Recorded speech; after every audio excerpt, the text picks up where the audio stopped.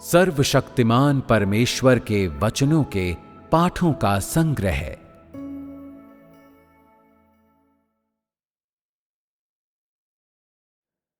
आशीषों से तुम लोग क्या समझते हो?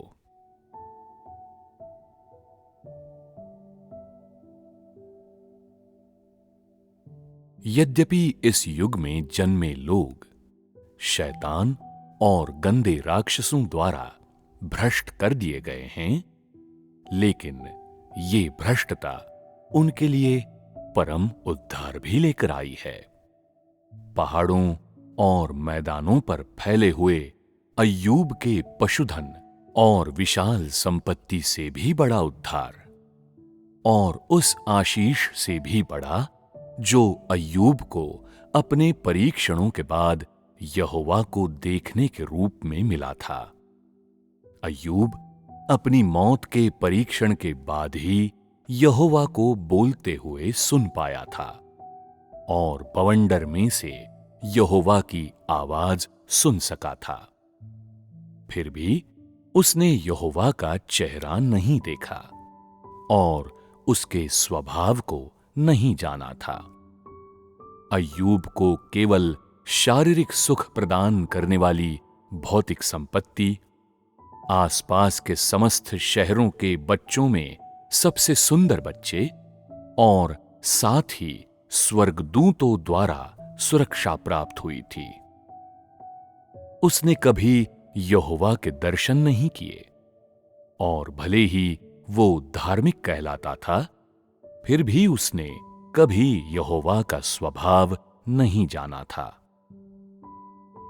यद्यपि ये कहा जा सकता है कि आज के लोगों के भौतिक सुख अस्थायी रूप से अल्प हैं, या बाहरी दुनिया का परिवेश शत्रुतापूर्ण है, फिर भी मैं अपना स्वभाव, जिसे मैंने प्राचीन काल से मनुष्य पर कभी प्रकट नहीं किया है और जो हमेशा से गुप्त रहा है, और साथ ही पिछले युगों के रहस्य उन लोगों पर प्रकट करता हूं जो सबसे निम्न हैं, पर जिन्हें मैंने अपना सबसे महान उद्धार प्रदान किया है।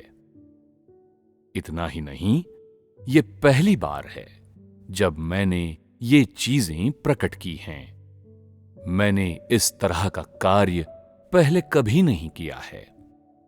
यद्यपि तुम लोग अय्यूब से बहुत हीन हो, किंतु तुम लोगों ने जो हासिल किया है और जो तुम लोगों ने देखा है, वो अय्यूब से काफी बढ़कर है। यद्यपि तुम लोगों ने सभी तरह की पीड़ाएं झेली हैं और हर तरह की यातना का अनुभव किया है, लेकिन वो पीड़ा अय्यूब के परीक्षणों की तरह बिल्कुल नहीं है, बल्कि ये न्याय और ताड़ना है, जो लोगों को उनके विद्रोह, उनके प्रतिरोध और मेरे धार्मिक स्वभाव के कारण प्राप्त हुए हैं। ये धार्मिक न्याय, ताड़ना और शाप है। दूसरी ओर अय्यूब इस्राएलियों के बीच एक धार्मिक मनुष्य था, जिसने यहोवा का महान प्रेम और दया प्राप्त की। उसने कोई बुरे काम नहीं किए थे और उसने यहोवा का विरोध नहीं किया, बल्कि वो यहोवा के प्रति निष्ठापूर्वक समर्पित था। अपनी धार्मिकता के कारण उसे परीक्षणों का भागी बनना पड़ा, और वो अग्नि परीक्षाओं से इसलिए गुजरा क्योंकि वो यहोवा का एक वफादार सेवक था। आज के लोग अपनी गंदगी और अधार्मिकता के कारण मेरे न्याय और शाप के भागी होते हैं। यद्यपि उनकी पीड़ा अय्यूब द्वारा झेली गई, उस पीड़ा के सामने कुछ भी नहीं, जब उसने अपने पशुधन, अपनी संपत्ति, अपने नौकरों, अपने बच्चों और अपने सभी प्रियजनों को खो दिया था। लोग जो सहन कर रहे हैं वो उग्र शोधन और ज्वलन है। और जो बात इसे अय्यूब के अनुभव से भी ज्यादा गंभीर बनाती है, वो ये है कि इस प्रकार के परीक्षण लोगों की कमजोरी को देखकर कम किए या हटाए नहीं जाते, बल्कि वे दीर्घकालीन है, लोगों के जीवन के अंतिम दिन तक चलने वाले हैं। ये सजा, न्याय और शाप है। ये बेरहमी से जलाना है, और इससे भी अधिक ये मानव जाति का उचित उत्तराधिकार है। लोग इसी के योग्य हैं, और मेरा धार्मिक स्वभाव यहीं अभिव्यक्त होता है। ये एक ज्ञात तथ्य है।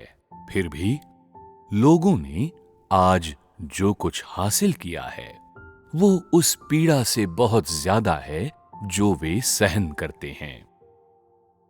जो दुख तुम लोग झेलते हो, वो केवल तुम्हारी मूर्खता की वजह से मिला झटका है, जबकि जो कुछ तुमने प्राप्त किया है वो तुम्हारे दुख से 100 गुना अधिक है।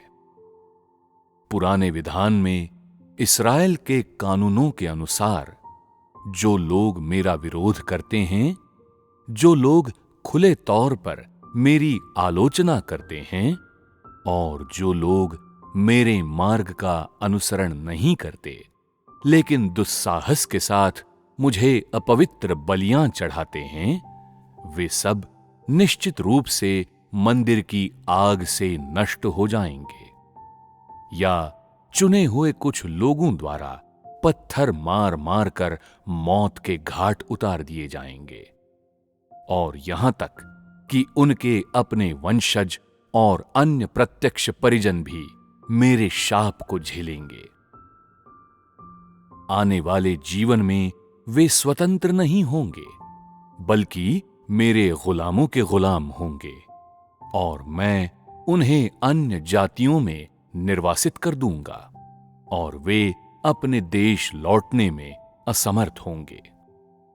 आज के लोगों द्वारा अपने कार्यों और व्यवहार के आधार पर झेली गई पीड़ा इस्राएलियों द्वारा सहन किए गए दंड जितनी गंभीर नहीं है। यह कहना अनुचित नहीं है कि जो पीड़ा तुम लोग वर्तमान में सहन कर रहे हो, वो तुम्हारे किए का प्रतिफल है, क्योंकि तुम लोगों ने वास्तव में हद पार कर ली है। यदि तुम लोग इस्राएल में होते तो तुम अनंत पापी बन जाते, और इस्राएलियों द्वारा तुम्हें बहुत पहले ही टुकड़ों में काट दिया गया होता, और यहोवा के मंदिर में स्वर्ग से आती आग से जला दिया गया होता। तुम लोगों ने अब क्या प्राप्त किया है? तुम लोगों को क्या मिला है और तुमने किस चीज का आनंद उठाया है? मैंने तुम लोगों में अपना धार्मिक स्वभाव प्रकट किया है, लेकिन सबसे महत्वपूर्ण बात यह है कि मैंने मानव जाति के छुटकारे के लिए अपना धैर्य प्रकट किया है। ये कहा जा सकता है कि मैंने जो कुछ तुम लोगों में किया है वो धैर्य का ही कार्य है। ये मेरे प्रबंधन के लिए किया जाता है, और इससे भी अधिक ये मानव जाति के आनंद की खातिर किया जाता है। यद्यपि अय्यूब यहोवा के परीक्षणों से गुजरा, किंतु वो सिर्फ एक धार्मिक इंसान था जो यहोवा की आराधना करता था। उन परीक्षणों से गुजरने के बावजूद उसने यहोवा के बारे में शिकायत नहीं की, और उसने यहोवा के साथ अपने साक्षात्कार को संजो कर रखा। आज के लोग न सिर्फ यहोवा की उपस्थिति को संजो कर नहीं रखते, बल्कि वे उसकी उपस्थिति को अस्वीकार करते हैं, उससे घृणा करते हैं, उसकी शिकायत करते हैं और उसका मजाक बनाते हैं। क्या तुम लोगों ने बहुत ज्यादा प्राप्त नहीं किया है? क्या तुम लोगों के दुख सचमुच इतने बड़े रहे हैं? क्या तुम लोग मरियम और याकूब से अधिक भाग्यशाली नहीं हूं? क्या तुम लोगों का प्रतिरोध इतना मामूली रहा है? क्या ये हो सकता है कि मैंने तुम लोगों से जो अपेक्षा की है और मैंने तुम लोगों से जो मांगा है वो बहुत बड़ा और बहुत ज्यादा रहा है? मेरा कोप केवल उन इस्राएलियों पर टूटा था जिन्होंने मेरा विरोध किया, सीधे तुम लोगों पर नहीं। तुम लोगों ने जो प्राप्त किया है वो केवल मेरा निर्मम न्याय और खुलासे और साथ ही सतत अग्निमय शुद्धिकरण रहा है। इसके बावजूद लोग मेरा प्रतिरोध और खंडन करते रहते हैं, और ऐसा वे बिना किसी समर्पण के करते हैं। यहां तक कि कुछ ऐसे भी हैं जो खुद को मुझसे दूर रखते हैं और मुझे नकारते हैं। ऐसे लोग मूसा का विरोध करने वाले कोरह और दातान के दल से बेहतर नहीं हैं। लोगों के दिल बहुत कठोर और उनकी प्रकृति बहुत हठी है। वे अपने पुराने तरीके कभी नहीं बदलते। मैं कहता हूं, वे दिन के उजाले में एक वेश्या की तरह उजागर हो जाते हैं, और मेरे शब्द इस हद तक कठोर हैं कि शायद वे कानों के लिए अशोभनीय हो सकते हैं, जो दिन के उजाले में लोगों की प्रकृति उजागर करते हैं। लेकिन फिर भी वे केवल अपने सिर हिलाते हैं, चंद आंसू बहाते हैं और खुद को थोड़ा दुखी महसूस करने के लिए बाध्य करते हैं। एक बार ये बीत जाने के बाद वे पहाड़ों में जंगली जानवरों के राजा की तरह क्रूर हो जाते हैं, और उनमें जरा भी जागरूकता नहीं है। इस प्रकार के स्वभाव वाले लोग कैसे जान सकते हैं कि वे अय्यूब से 100 गुना अधिक भाग्यशाली रहे हैं? वे कैसे महसूस कर सकते हैं कि जिन आशीषों का वे आनंद ले रहे हैं वे युगों युगों में शायद ही देखे गए हों, और इससे पहले किसी भी व्यक्ति ने उनका आनंद नहीं लिया है? लोगों के अंतःकरण इस तरह के आशीषों को कैसे महसूस कर सकते हैं? आशीष जो सजा से युक्त हैं।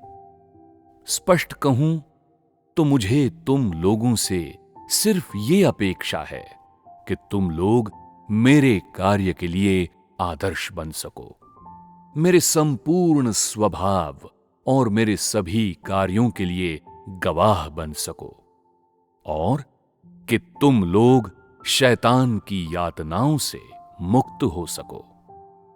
फिर भी लोग हमेशा मेरे कार्य से घृणा करते हैं और जानबूझकर उसके प्रतिकूल रहते हैं। ये कैसे हो सकता है कि इस तरह के लोग मुझे इस्राएल के कानूनों को वापस लाने और उन पर वो कोप बरसाने के लिए न उकसाएं जो मैंने इस्राएल पर बरसाया था? यद्यपि तुम लोगों में से कई मेरे प्रति आज्ञाकारी और विनम्र हैं, लेकिन उनसे भी ज्यादा ऐसे हैं जो कोरह की टोली जैसे हैं।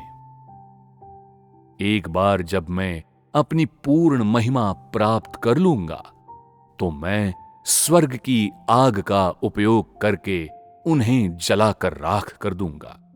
तुम लोगों को पता होना चाहिए कि मैं अब अपने वचनों से लोगों को ताड़ना नहीं दूंगा, बल्कि इस्राएल का कार्य करने से पहले मैं कोरह की टोली को, जो मेरा विरोध करती है और जिसे मैंने बहुत पहले ही हटा दिया था, पूरी तरह से भस्म करूंगा।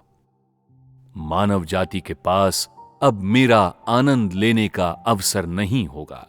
इसके बजाय वे जो कुछ भी देखेंगे वो मेरा कोप होगा और स्वर्ग से आग की लपटें होंगी। मैं सभी प्रकार के लोगों के विभिन्न परिणामों का खुलासा करूंगा और मैं उन सभी को श्रेणियों में बांट दूंगा। मैं उनके हर विद्रोही कृत्य का ध्यान रखूंगा और फिर अपना कार्य खत्म कर दूंगा, ताकि लोगों के परिणाम पृथ्वी पर रहते हुए मेरे निर्णय के आधार के साथ साथ मेरे प्रति उनके दृष्टिकोण के आधार पर भी निर्धारित किया जाए। जब वो समय आएगा तो ऐसा कुछ भी नहीं होगा जो उनके परिणामों को बदल सके। लोगों को अपने स्वयं के परिणाम प्रकट करने दो, फिर मैं लोगों के परिणाम स्वर्गिक पिता को सौंप दूंगा।